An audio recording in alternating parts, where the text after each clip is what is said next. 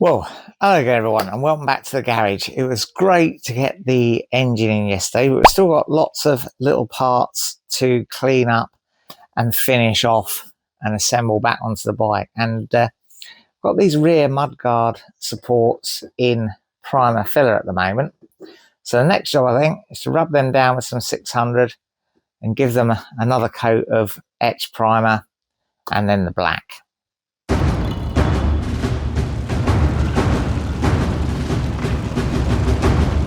Well, there we go. They are the rear mudguard supports in a nice coat of black. Next thing are these brackets. Now these hold all the various electronic gubbins. I think the rectifier, the little ECU, the little, well, the battery, I suppose, I think. Can't quite remember how they go on, but yeah, they need to go back on somehow. So they don't want to be in that burgundy colour. They need painting black as well. So I'm going to rub them down or take the old paint off with these little mini flat wheels and the Dremel, and then we'll give them an etch primer and a coat of black. Well, there we go. That's the brackets painted in that black. It's not the best job. I could have done with a bit more rubbing down on those and a bit more prep, but they are black and you won't see them hopefully when the bike is all assembled. So yeah, it's just a matter of colour coding it, really, making sure it all matches the frame, just in case you catch a peek of them through a gap or something. But yeah, hopefully they won't be seen. But it is time now to redo this front mudguard. We've done it a couple of times now. The first time I did it upside down, didn't notice the hole for the brake cable clip was in the wrong place, the brake hose clip. And the second time I did it, I got that weird crazed finish in the first intercoat I put in after I did the red candy. So yeah, it's now time to take this back completely. I'm going to rub it down, start with 240 grit, get it right back, because it's got so many layers of paint on it now. Really needs to go right back to almost the start and yeah, begin again. Well, there we go. That front mudguard now has been rubbed down with 120 grit. It's been cleaned with the brake cleaner. Then it's had an etch primer over the top again. Now it's in some primer filler. I'm going to let that harden up. And then once that's hardened up, I'm going to rub it down with some 600 grit wet and dry, and a little bit of etch primer again, and then the black base coat. But it has got a cure first, so we need to get on with something else while that's going on. Now, of course, I have finished painting the back mudguard and I've painted the brackets to hang it onto the frame, but we bought that fancy light, didn't we, that Maltese cross tail light, and I need to make a way of mounting that. Now, the previous light was mounted on this sort of tail tidy arrangement with the number plate and a reflector. But this flat section here isn't big enough to take the Maltese cross light. So we need to do something a bit different. I've ordered a sheet of aluminium to cut. And yeah, so we need to make a new one of these. But the first thing to do, I think, is to take off the number plate and the reflector, because we can reuse those. We're not going to reuse the number plate immediately because, of course, we have got our lovely show plate, of course, provided by Plate Vision. And I do have a discount code for Plate Vision where you can get 10% off your order using it. I'll put it on the screen here and in the description because, yeah, very good quality plate. Looking forward to getting this on the bike.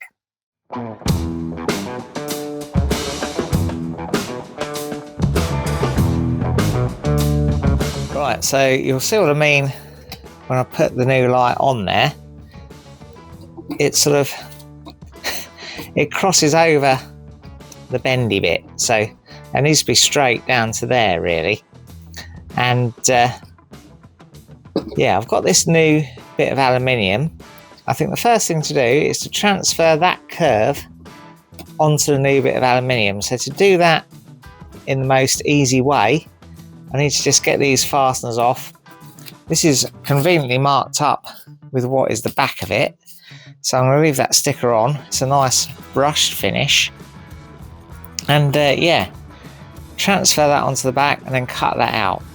So the best way to cut that out is it's fairly thick aluminium. I might try with a jigsaw first with a hacksaw blade in it.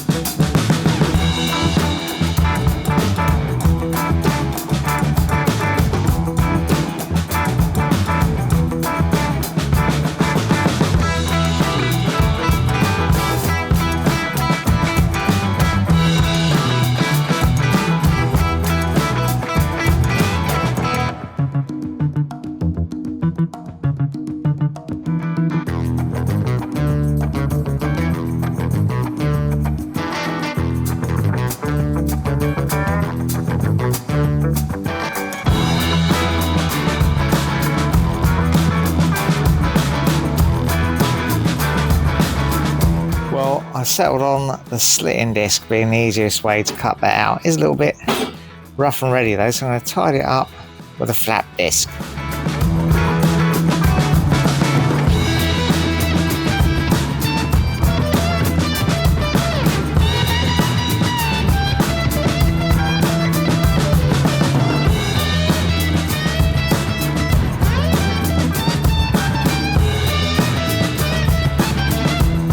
So before I drill this, I just wanted to check it does in fact fit, which it does. So yeah, we can go ahead and drill it for the mounting holes.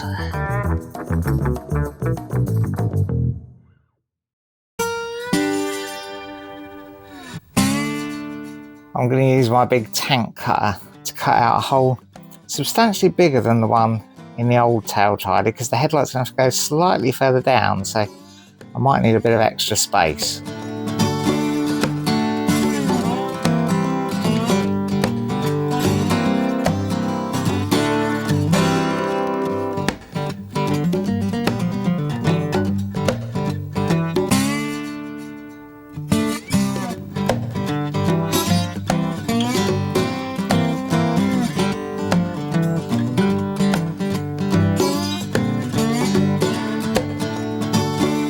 Well, time is getting on a little bit now, so I'm going to have a little bit of a roundup because I want to get that rubbed down, the front mudguard rubbed down and in base coat tonight, so I can airbrush it tomorrow. So yeah, I'm going to have a bit of a roundup now and get that done.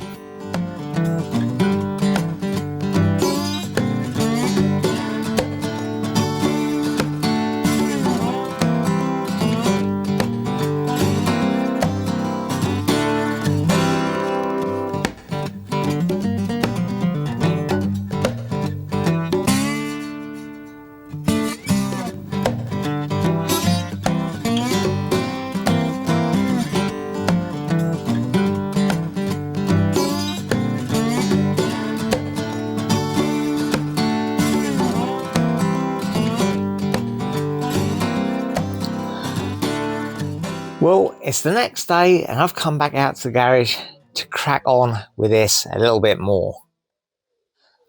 So what I'm doing this morning with this front mudguard is very much a repeat of what I've done before. If you want to see a full video covering every single aspect of the process of airbrushing these flames, then I do have a video on that where I did the petrol tank.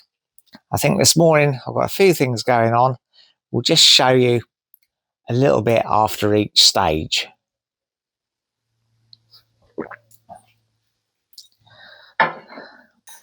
So yeah, there you go, just really touched with the 600 to give a little bit of a key.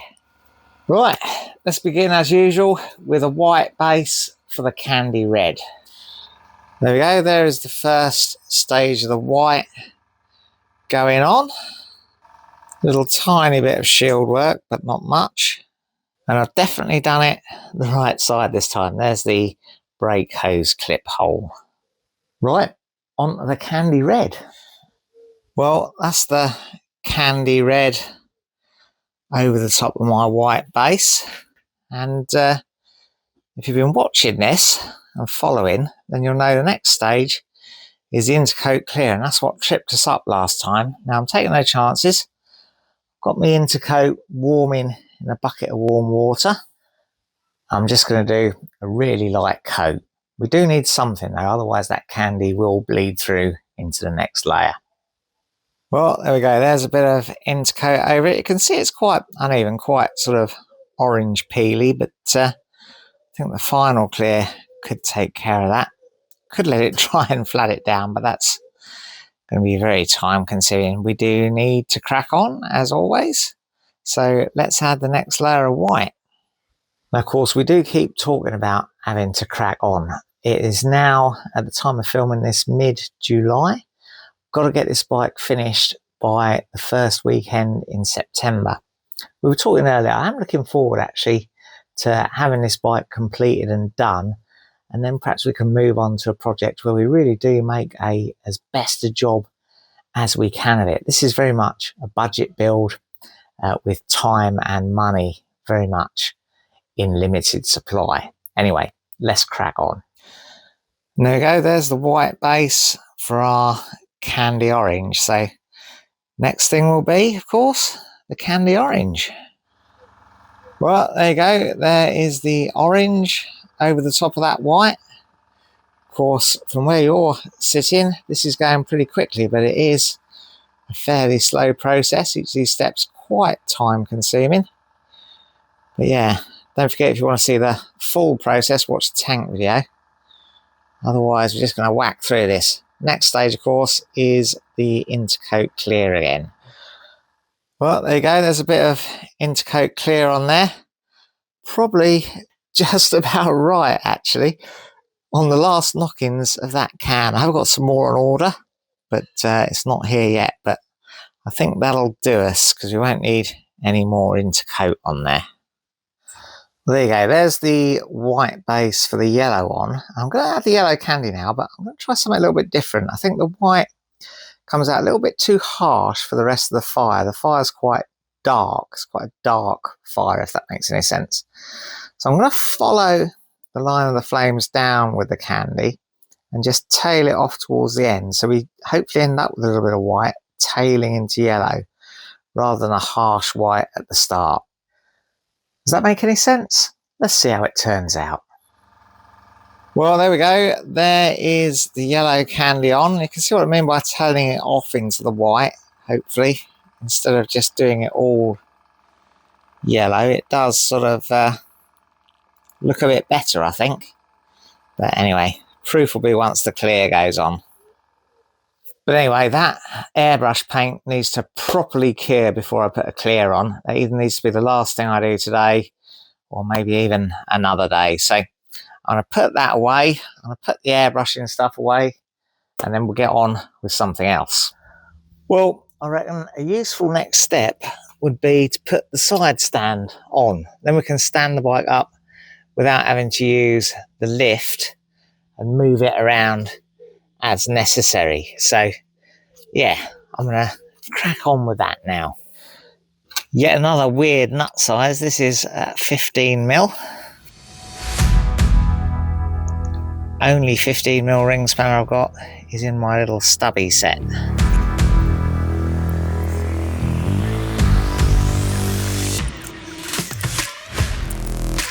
Yeah, maybe it's easier to put that back on to remove the contactor, the little lever thing that operates the side stand switch.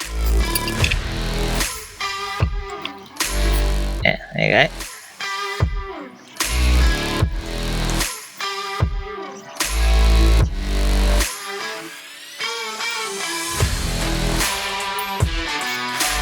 Put a little bit of grease on there just because we can.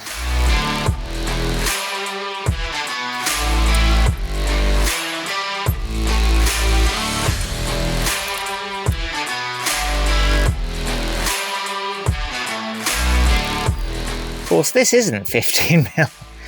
So they really do make you use every single spanner you've got, don't they?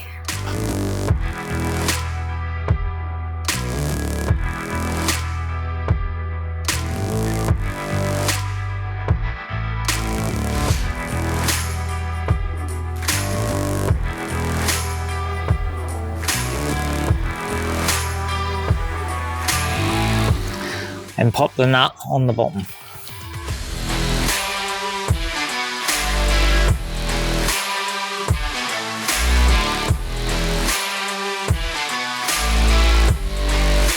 Right, now I've got to get that spring on.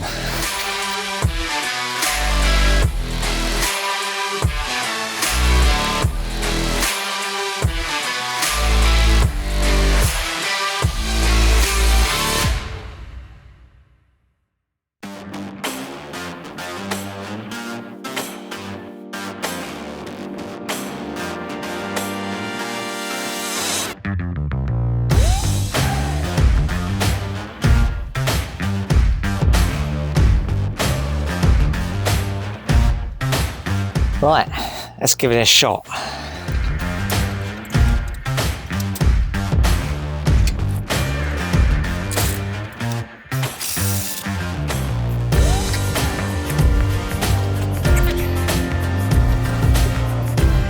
Right, the next thing to do, I think, is to carry on work on this tail tidy, and of course I need to be able to fit the back light that we bought, and that fits on with 2 bolts here, so I'm going to measure the centers of those and drill some holes there that hopefully will allow the wire to pass through that big hole.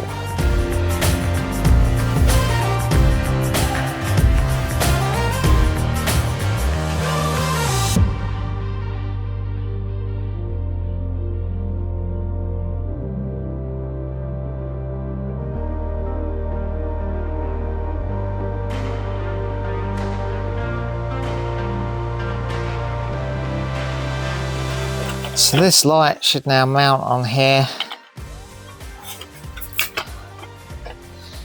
with enough clearance for the wires.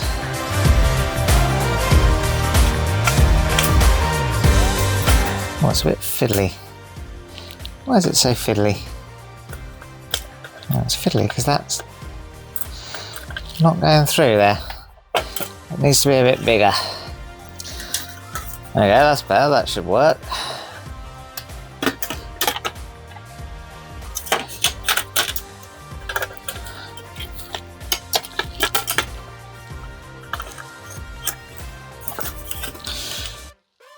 Yep, perfect. Right. Now my plan was to mount the reflector off the old tailpiece, but it's so rusted up. I think I'm going to have to order a new one, so I'll leave drilling the hole in there. Will I? No, I'll drill a hole more or less the same size. I'll drill a hole that size, and then we'll be ready when it comes. Well, I tell you, well, I was hoping to get a little bit more done today, but seem to have had quite a few other little bits and pieces to do as the day's gone on, when we went out and had quite a leisurely breakfast this morning. So anyway, it's all good. I'm going to stop here tonight, I think, because I need to order some fancy bolts for the number plate. I need to order a reflector, and I want to drill that before I bend this. And yeah, I was hoping to get the rear mudguard mounted on the bike, but I don't want to rush that because I don't want to damage the paint. So again, I think I'm going to leave that for another day. So yeah, I think that's about it for today. Thank you for watching, and we'll see you again very soon in the next one.